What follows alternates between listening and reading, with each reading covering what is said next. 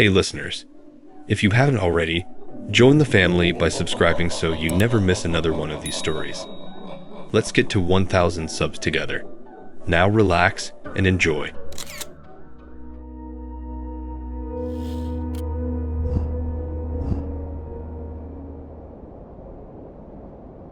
Let me tell you about my job. It's not the kind of thing you find on a normal career website or talk about at a family barbecue. I work for a company that doesn't have a public name. We just call it The Office, and our business is hunting monsters. That sounds like a joke or a line from a bad movie, I know, but it's the absolute truth. The reality is less about silver bullets and holy water and more about following a very specific, very strange set of rules. The rulebook is the first thing they give you, a thick binder with a plain black cover. The pages inside are a mix of typed text and hand-drawn diagrams that look like they were copied by someone in a hurry. The rules are not suggestions. They are not guidelines. They are instructions for survival. And breaking one is not a firing offense. It's usually your last mistake. Rule 1 is always know your exit and your secondary exit before engaging.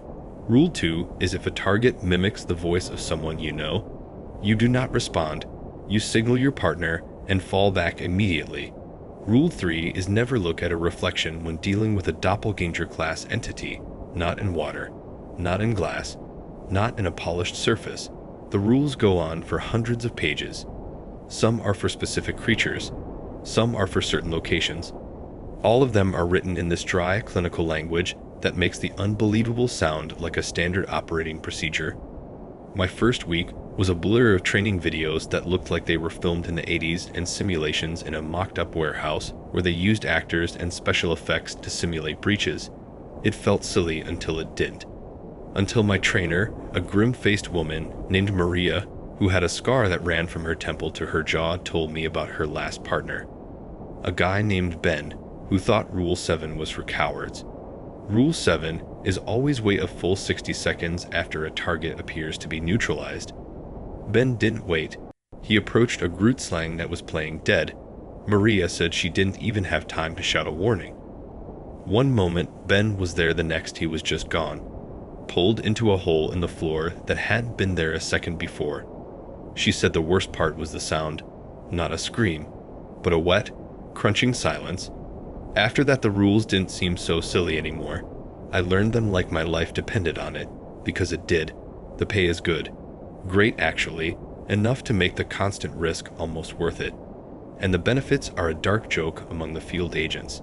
The best dental plan in the world, because you never know what might bite you. The work itself is mostly waiting, long hours in a van stuffed with equipment that monitors electromagnetic fields, temperature drops, and a dozen other readings I only half understand. We get our assignments through encrypted channels, usually a location and a case file. The files are never complete, just a list of strange occurrences.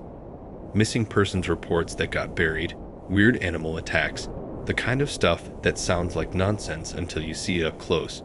We arrive, we set up a perimeter, we assess the situation based on the rules, and we contain it. Containment is the goal, not always elimination. Some things can't be killed, only driven away or trapped. The tools of the trade are a mix of high-tech and ancient. We have motion sensors and infrared scopes next to bags of salt and iron filings. Our weapons are modified, everything from tasers that deliver a charge strong enough to stop a car to shotguns loaded with specialized rounds. Some filled with magnesium shavings, others with crushed bone and ash. You learn pretty quick which tool works on which problem. The first time I saw something that wasn't human was on a routine call in a quiet suburban neighborhood. A house where the family dog had been acting strange, and the kids were complaining about a man in the walls. We thought it was a standard infestation, maybe a ghoul or a low-level poltergeist. We were wrong. It was a pale man, a thing that looked almost human, but moved like a spider, all jerky limbs and impossible angles. It was crouched in the attic, surrounded by dolls it had taken from the little girl's room downstairs. It had arranged them in a circle and was humming a low, tuneless song. Maria didn't hesitate. She identified it from the rulebook, a section I had skimmed called Uninvited Guests. She signaled to me to fall back to the secondary exit, the attic access in the hallway. She broke a glass vial of a foul-smelling herb mix, and the thing shrieked. It was a sound that felt like needles in my teeth. It scrambled towards her, and she fired a flare gun. The magnesium round hit it square in the chest, and it burst into a cold blue flame that gave off no heat. It crumpled into a pile of ash and brittle bones that looked centuries old.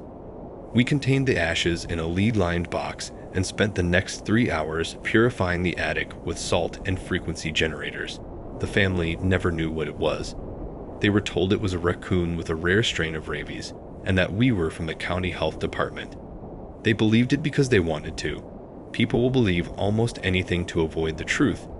That was 2 years ago. I've seen things since then that would make that pale man seem ordinary. I've seen forests where the trees moved when you weren't looking. I've seen rooms that were bigger on the inside than the outside. I've seen creatures made of shadow and fear that feed on loneliness. You learn to function with a constant low-level hum of fear. It becomes your background noise. You learn to trust your partner more than you trust yourself.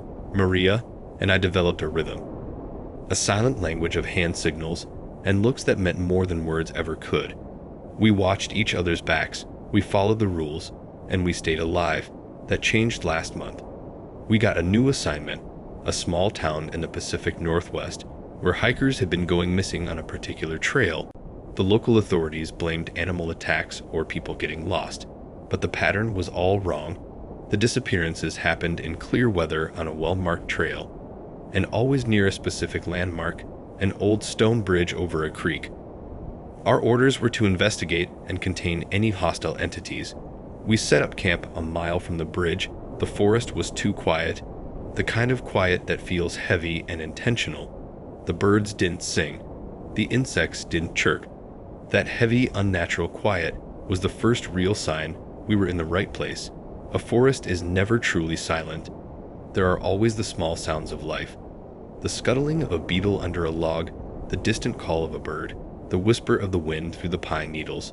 But here there was nothing. It was a void of sound, a pressing absence that felt more threatening than any noise could. We found the bridge on the second day of our sweep, pushing through thick undergrowth that seemed to want to push us back. The structure was wrong, deeply wrong in a way that was hard to pinpoint and even harder to explain. It was too old, too substantial for its location, built from massive blocks of stone that were now furry with thick green moss. It looked like it belonged guarding some forgotten ravine in the Black Forest of Germany, not spanning a gentle creek in Oregon. The architecture was archaic, the kind of work that hadn't been done in centuries. The air around it was palpably colder, a good 10 degrees colder than the rest of the forest. A chill that went through my jacket and settled deep in my bones. Our equipment immediately went haywire. The EF reader needle slammed into the red and stayed there, emitting a low continuous whine that was the only sound in the clearing. The thermal camera showed a nightmare of shifting blues and purples, cold spots that danced around the bridge's pillars like ghosts. The entire structure was a nexus of wrongness, a tear in the normal fabric of the world. We knew we had found our target zone. We decided to set up an observation post and wait for nightfall.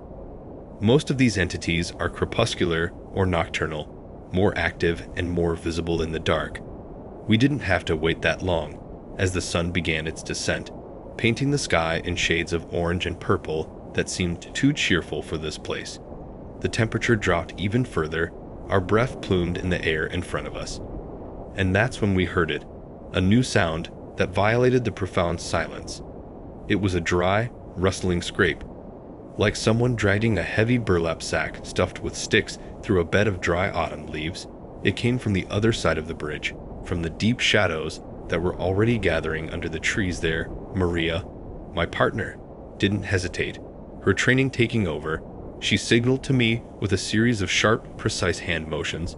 She would hold her position on the near side of the bridge to provide a distraction and cover fire if needed. I was to take the left flank, moving wide through the tree line to try and get a visual on the target. I moved as quietly as I was capable of, every step feeling like a thunderclap in the quiet, my boots sinking into the soft loam. I kept my modified shotgun up and ready, the stock pressed against my shoulder, my finger resting alongside the trigger guard. The scraping sound stopped abruptly. The moment I began my flanking maneuver, the sudden return of silence was somehow more alarming than the noise had been. I froze, barely daring to breathe. I peered through a gap in the dense foliage, straining my eyes in the failing light.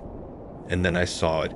It was low to the ground, its profile suggesting a mass maybe the size of a large bear. But its structure was all wrong. A nightmare of incorrect biology. It had too many legs, long and spindly, jointed backwards like a goat's, ending in hard, dark points that dug into the soil. Its skin was a mottled, rough texture, a gray-green coloration that perfectly mimicked the lichen-covered rocks that littered the creek bed. It was a masterclass in camouflage. I couldn't see its head. It was pointed away from me, its entire attention focused on the bridge, on Maria's position. My heart was hammering against my ribs, a frantic drumbeat of adrenaline. I slowly raised my hand, making sure Maria could see me in her peripheral vision, and signaled 3 fingers to my eye. "I have visual," she signaled back with a closed fist, held low by her side. "Hold position." The thing began to move again, but not towards her. It turned with an unnerving, liquid grace despite its awkward form, and moved towards the creek. It didn't wade into the water. It slid into it, the dark water parting for it without a single ripple. Without a splash, it simply submerged and was gone. The creek was shallow, crystal clear in places, maybe 2 feet deep at its very center. There was no possible way something of that bulk could have hidden itself in that negligible amount of water. But it was gone, completely and utterly. We waited for a full hour. Our senses stretched to their breaking point, but nothing happened. The cold spot around the bridge gradually faded. The EF reader settled back into the green. The forest, however, remained silent. We decided to pull back to our camp for the night to reassess our strategy, to consult the rulebook more thoroughly away from that oppressive atmosphere. We started back along the narrow trail. The darkness now absolute, we switched on our night vision goggles, the world transforming into a ghostly landscape of green and black. I was in the lead. Maria was a few steps behind me. I heard the faint crunch of her boots on the path stop. I turned around, my goggles amplifying the little light there was, and she was just standing there, frozen mid-step, her body rigid. She was staring off into the trees to the left of the trail, her head cocked at an angle, a posture of intense, confused listening. I asked her what was wrong. My voice a low whisper. She didn't answer. She didn't even look at me. She just slowly raised her left hand, her arm moving stiffly, and pointed a trembling finger into the impenetrable blackness between the trees. I followed her gaze, scanning the area with my goggles, but I saw nothing, just the endless vertical lines of tree trunks and the deep shadows they cast. I looked back at her face, and what I saw there made my blood run cold. Her face was a mask of pure pallor, her skin white as paper. Her eyes were wide open, so wide I could see a ring of white all around her irises. She was mouthing a word over and over again, her lips forming the same shape silently. I couldn't make it out. I took a step towards her, my hand outstretched, and that's when I heard it too. A voice. It was faint and distant, filtering through the trees as if from a long way off. It sounded like a child, a little girl, her voice high and thin and full of a plaintive fear, calling Mama. "Mama, where are you?" The rule flashed in my mind instantly, bright and urgent as a neon sign. Rule 2. If a target mimics the voice of someone you know, you do not respond. You signal your partner and fall back immediately. I grabbed her arm, my grip tight, and I made the signal for fall back, a sharp chopping motion towards our rear, but she didn't move. She was locked in place, as solid and immovable as one of the trees around us. The voice called again. "Mama, I'm scared. Come find me." And it was closer this time, much closer, maybe 30 yards into the woods. I saw a single tear escape from the corner of Maria's eye and traced a clean path down her dusty cheek. She knew the rule. She had drilled it into me. She had lived by these rules for a decade. But this was different. This was personal. She whispered a name. a name I had never heard her speak before. Elizabeth, and with a sudden, terrifying strength, she took a step off the trail and into the thick undergrowth. I tried to pull her back. I wrapped both my hands around her arm and pulled with all my weight. But she was impossibly strong, fueled by some deep, primal need. She shook me off like I was nothing, like a child, and took another step. The voice came again. Right from behind a dense thicket of blackberry bushes just 10 feet ahead of her. It was no longer a fearful call. It was laughing now. A sweet, melodic, inviting laugh that promised safety and love, and an end to loneliness. "Mama, I'm here. Come play." Maria took one final step towards that sound, towards that thicket, and the ground beneath her feet ceased to be ground. It didn't collapse. It didn't crumble. It just opened. It became a mouth, a doorway into absolute blackness. There was no sound, no scream, no rush of air. One moment she was there, her form silhouetted against the green world of my goggles, and the next she was gone, vanished, and the forest floor was back to being solid earth, leaves, and pine needles. As if nothing had ever happened, the voice stopped, the laugh was cut off, and the heavy, suffocating silence rushed back in. I was alone. I fell to my knees at the spot where she had disappeared. I dug at the dirt with my hands, my fingers tearing on rocks and roots. I scrambled for my collapsible shovel and dug until my muscles burned and my hands were a bloody, raw mess. I dug a hole 3 feet deep and 5 feet wide. I found nothing. Not a single boot print, not a scrap of fabric from her jacket, not a single strand of her hair. It was as if she had never existed at all. I finally called it in on the emergency channel, my voice a broken, cracking thing that didn't sound like my own. They sent a cleanup crew, men in unmarked vans who worked with a cold, efficient silence. They took my report. They debriefed me for 2 days straight in a gray, windowless room. They told me I had followed protocol, that it wasn't my fault, that some entities are just too powerful, that the rules aren't a perfect shield, they are just the best we have. They gave me a new partner, a young guy fresh out of the training program. He looks at me with this eager, nervous energy, ready to prove himself, and I can't stand it. I can't stand the way he trusts the book, the way he still believes the rules will save him. I still work for the company. I don't know how to do anything else. This life is all I have left. But it's different now.